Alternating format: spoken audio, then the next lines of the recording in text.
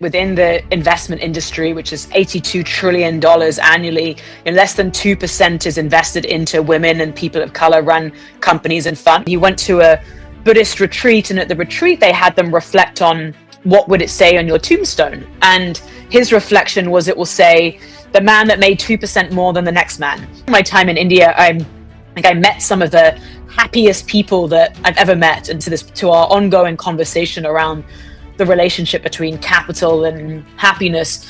So many of the people I met, had very few financial resources, but they had deep spiritual resources. The thing I explore in the book is that, so often when we think about capital, we think purely about financial capital, but this importance of the expansion of that to include spiritual capital and social capital and human capital as the fullness of what it means to be human. Welcome to FO Talks. With me is Jenna Nicholas. She is the president at Lightpost Capital, an investment management firm. She is also an investor, an entrepreneur, and an author. She works in the intersection of climate, healthcare, education, and investments. Jenna, thank you for speaking to Fair Observer. Wonderful. Thank you so much. It's great to be here. Okay, so you've spent your career at the intersection of finance and social impact. Can you tell our audience what that looks like? For sure. And it's been really exciting over the last 10 to 15 years to really see this whole field of the intersection of finance and social impact growing. Really, the goal is, so often when we think about finance, we think about only maximizing financial returns and that it's sort of opposite to social impact. But the thesis is that actually each can reinforce the other. And this whole field of social responsible investing and social entrepreneurship, where investors and entrepreneurs are looking at not just maximizing financial returns, but also having social and environmental impact at the same time. So Jenna, how does this thing work? I mean, what really is impact investing? And how would you explain it to someone who's 5 years old? So impact investing is really the idea of investing into companies in sectors like climate, healthcare, education. So sectors that have built in a consideration of their social and environmental impact into the very ethos of what they do.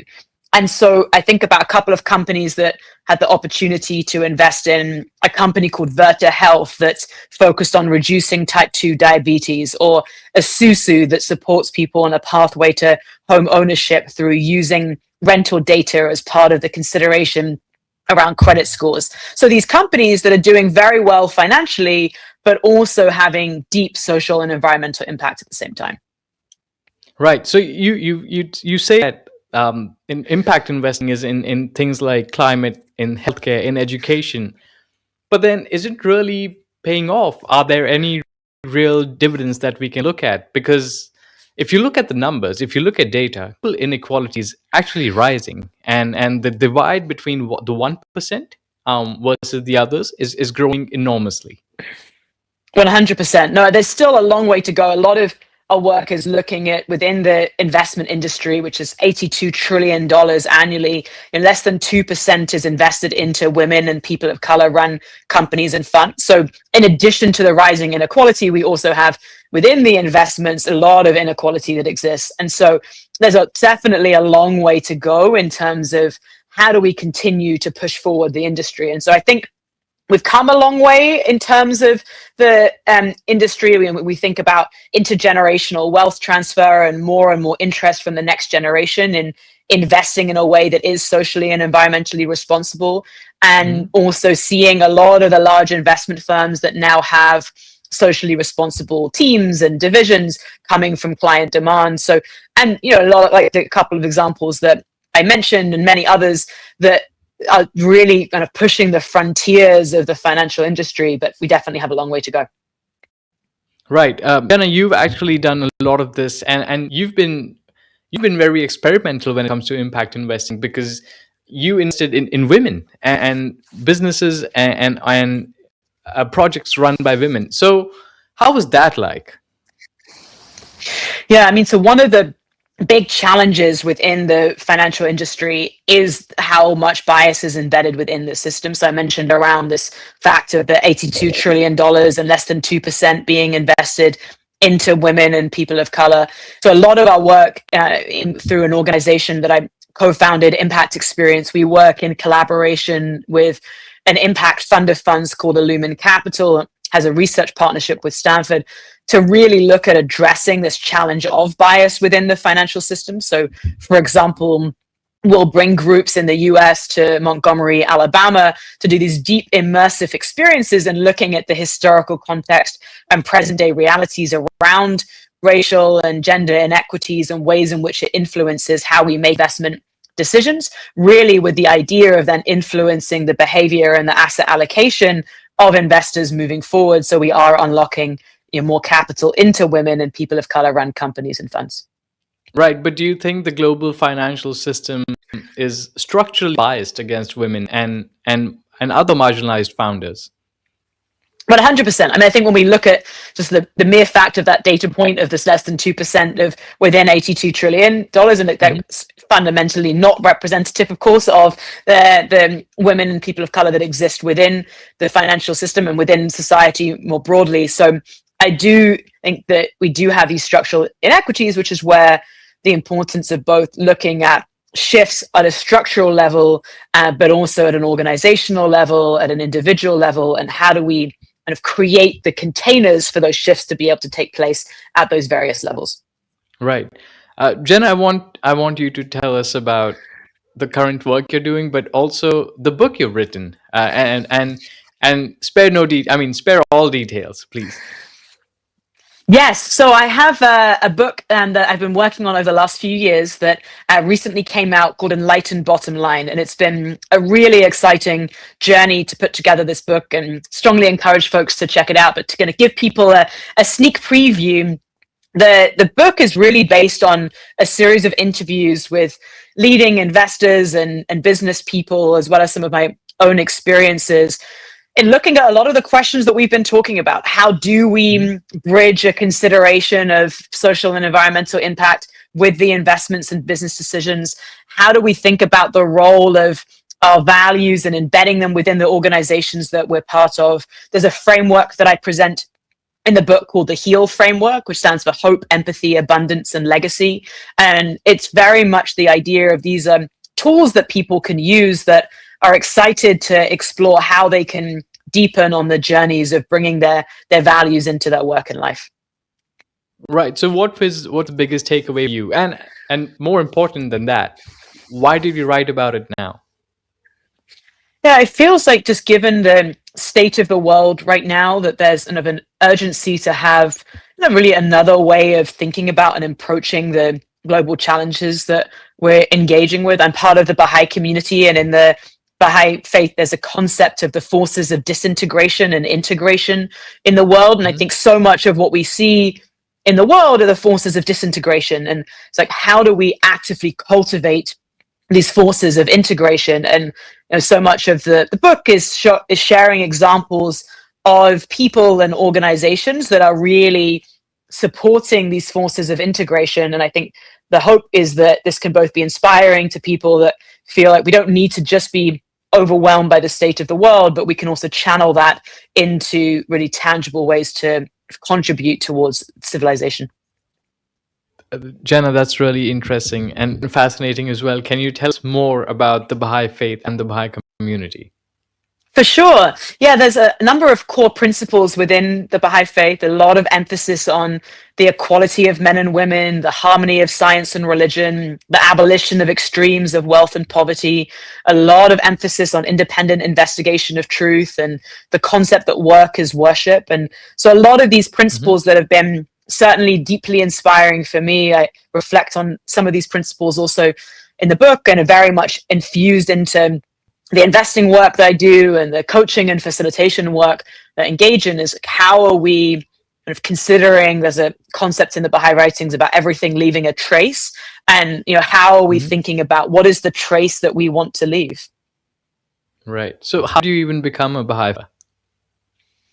Yeah, so I grew up kind of knowing about the Baha'i Faith, and there's a lot of emphasis, as I mentioned, around this independent investigation of truth. There's no priest or clergy in the Baha'i Faith, so even if your parents are Baha'is, you have to actively choose for yourself that if this is something that you want to pursue or not. And my mum became a Baha'i in her 20s. And so I was kind of exposed to learning about the Baha'i faith through her. And I took part in a program called Transformation for Peace with young people from all around the world when I was between the ages of 12 and 15. And it's incredibly inspiring people. And it was all inspired by the Baha'i faith. And it really sparked my interest in diving deeper. And it's been an ongoing journey of reflection ever since. Right. So, but exactly about Baha'i faith has kind of shaped your outlook, not towards life, but towards the work that you do and the kind of field that you're in? Many concepts. I think some, like I mentioned, I think some others are the idea. There's a kind of a line in the Baha'i writings that says a human in reality is a spiritual being, and only when they live in the life of their spirit are they truly happy. I think that so much of the world can engage us around sort of material pursuits, and actually recentering around our spiritual reality as a guidepost for so much of what we do, I think is something that I've come back to a lot throughout my life. There's also a lot of emphasis on the power of daily reflection and kind of how we making each day better than the one before. And that's also something that I strive to do. And actually, on the note of striving, there's another line in the Baha'i writings that says, strive that your actions day by day may become beautiful prayers.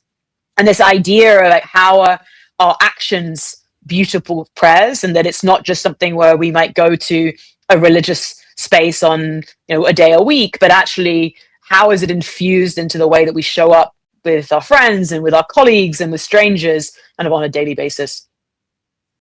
Jenna, this is really fascinating because on one hand you've got your faith, which is extremely spiritual, and on the other hand you've got a career in investing and in being an entrepreneur. And the way I look at it, very often spirituality and profits they clash. They don't really get along. So how has that impacted you?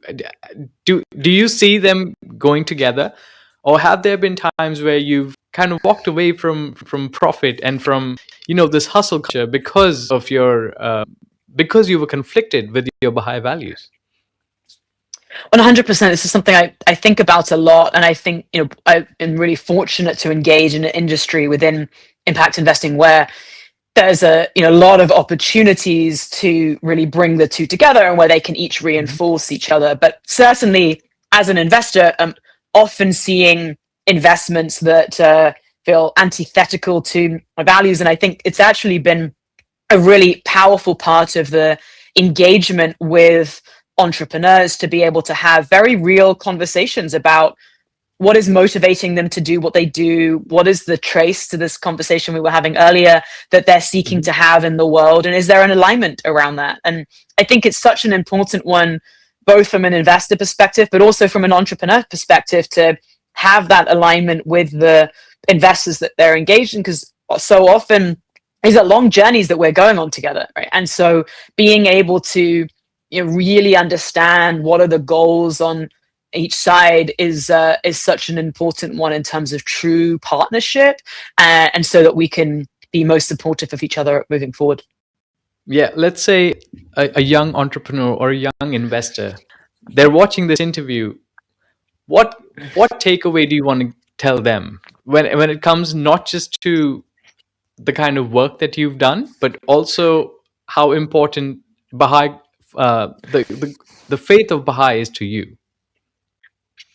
100%. I think a big part of what comes up for me as you ask that question is keep going. I think that there can be so much in the world that can feel so overwhelming, that being able to have this North Star or guidepost, and I think that's certainly a big part of the role that faith and spirituality has played for me, is as a source of strength, that in even the hardest moments, that there's this sort of lifeline that can keep us going, and to keep having the process and building support systems around you, friends, mentors, that can also reinforce that for you. And that it can be so easy to get caught up in the world and with work and to get distracted from what those core goals are, but really creating the space and container to come back to those values and consideration of what is the trace that you're trying to leave. Right. And have you brought in those values in the book that you've written, Enlightened Bottom Line?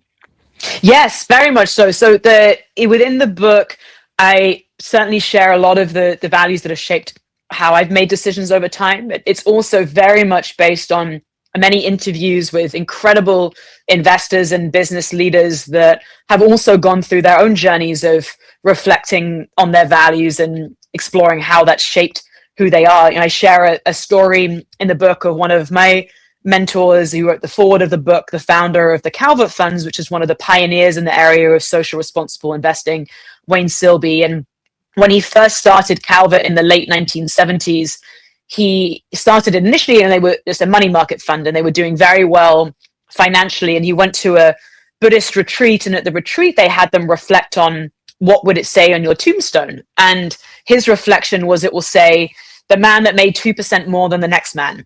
And his reflection was, this isn't the legacy that I want to leave. And so he went back to his team and inspired them to integrate social responsibility into their business. And they're now a $45 billion firm and have been really this pioneer in the industry. And so a lot of what I seek to do with the book is share stories like that of how people have taken these transformative experiences and then really use that as inspiration for imprinting into their organizations, and how that can also help to inspire the rest of us to consider that within our own work and lives too.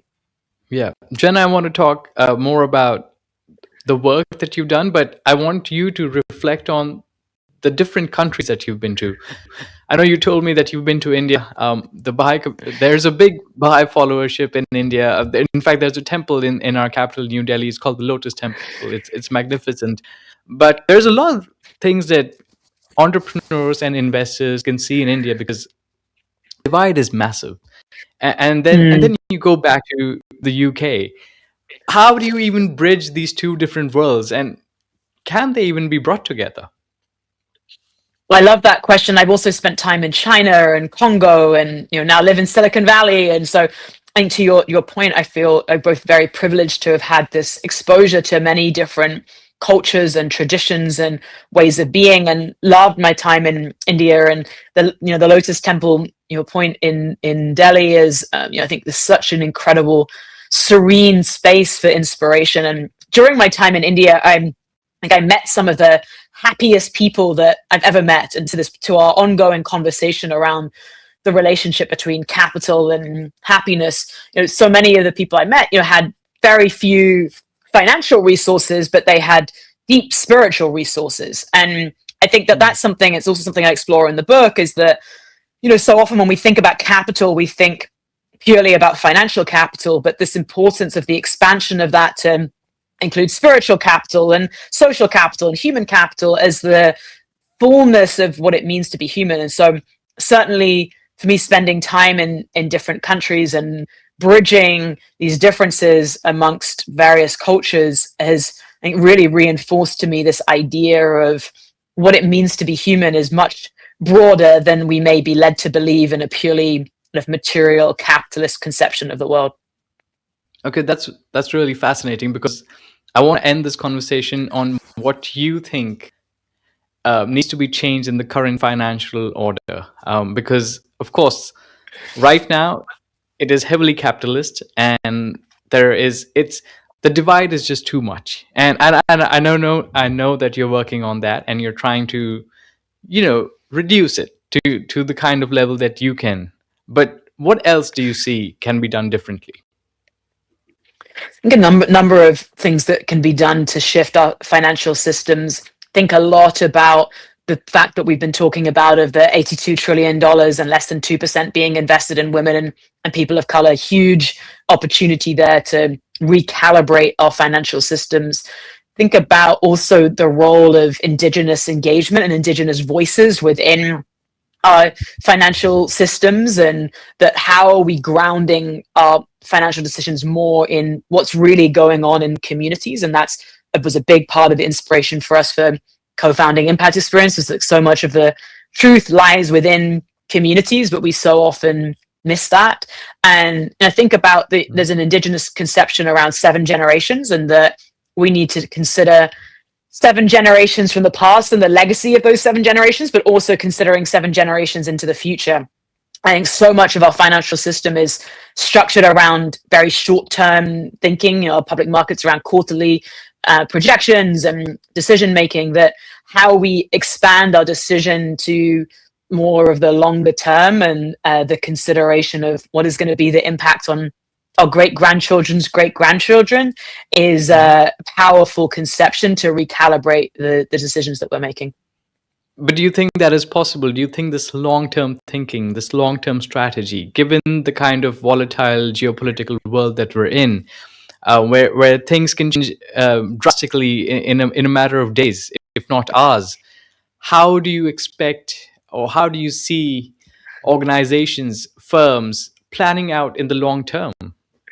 I think it's a bit of both. I think that part of what the long-term thinking encapsulates is that how are we ensuring that the short-term decisions that we have to make are not just focusing on maximizing profits for those people who are around us right now, but are building wealth for a broader society for many generations to come. So I think it's, I was just with a mentor recently, and she talked about how she so often makes 17-year goals, but those 17-year goals are then broken down into 1-year goals, 1-month goals, 1-week goals, 1-day goals, right? So whilst the broader conception is multiple years, multiple generations, it's then how does that then translate into the decisions that we're making today? Of course, recognizing that shifts both geopolitically and organizationally, and so being able to hold both of those realities. And I think that's also something I engage around a lot in the book is,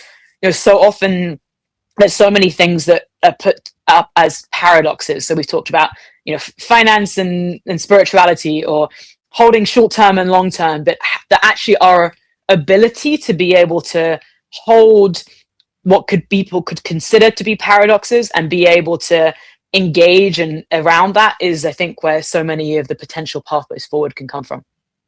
Brilliant. Thank you, Jenna, for speaking to Fair Observer, and to all our viewers. You can find Jenna's book in the link in the description below, and if you have questions for her, do reach out. Wonderful. Thank you so much. Join the conversation at Fair Observer and subscribe to our YouTube channel.